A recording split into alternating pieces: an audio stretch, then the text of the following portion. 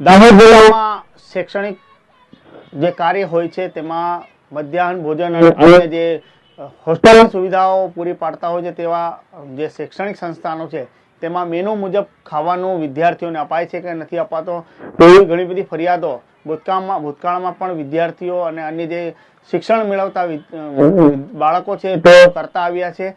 ત્યારે આવો જ એક વિવાદ દાહોદની મામા ફાળકે સ્કૂલ જે હોસ્ટેલ છે તેમાં સામે આવ્યો છે, જેમાં જે મામા ફાળકેમાં અભ્યાસ કરતા વિદ્યાર્થીઓના આક્ષેપ છે કે છેલ્લા 4 દિવસથી એમને ખાવાનું સમયસર નથી મળી રહ્યો અને જે મેનુ છે એ મેનુ મુજબ નથી મળી રહ્યો। આપ સૌથી પહેલા મેન્યુ જોઈ લો, ત્યાં દરરોજના હિસાબે સવારનો નાસ્તો, બપોરનું જમવાનું અને સાંજનું જમવાનું આ અલગ અલગ મેન્યુ અલગ અલગ વારના હિસાબે નક્કી કરવામાં આવ્યા છે અને તેનું કાયદેસર બોર્ડ પણ મારવામાં આવ્યું છે। પરંતુ આ જે વિદ્યાર્થીઓ છે તેમના આક્ષેપ છે ને આ તસવીરો આપ જોઈ રહ્યા છો, ફક્ત અને ફક્ત તેમને 4 દિવસથી દાળ ચાવલ અને શાક આપવામાં આવી રહ્યું છે।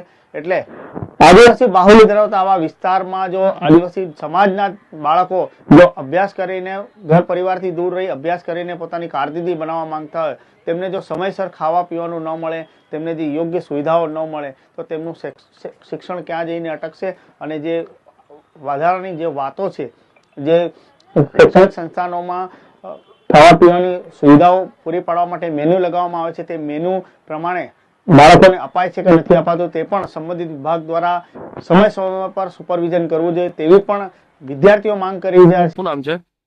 મારું નામ વિજય અમલિયાર છે।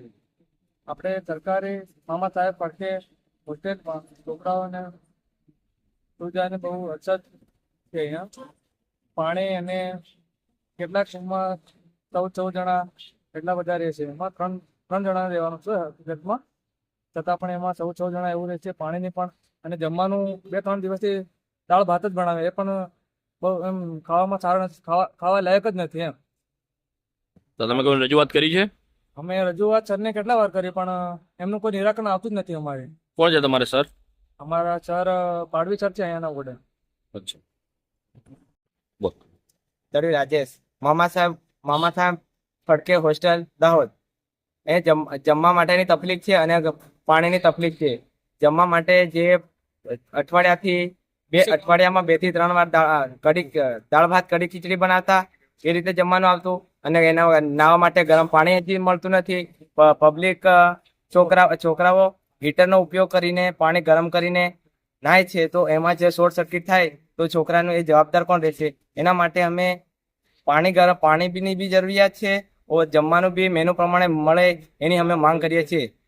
સમયની માંગ છે। હાલ મામા ફાળકે જે હોસ્ટેલ છે તેની અંદર મેન્યુ પ્રમાણે ખાવાનું આપવામાં નથી આવી રહ્યું। વિદ્યાર્થીઓના આક્ષેપ અનુસાર તેમને દાળ અને ચોખા છેલ્લા 4 દિવસથી આપવામાં આવી રહ્યા છે।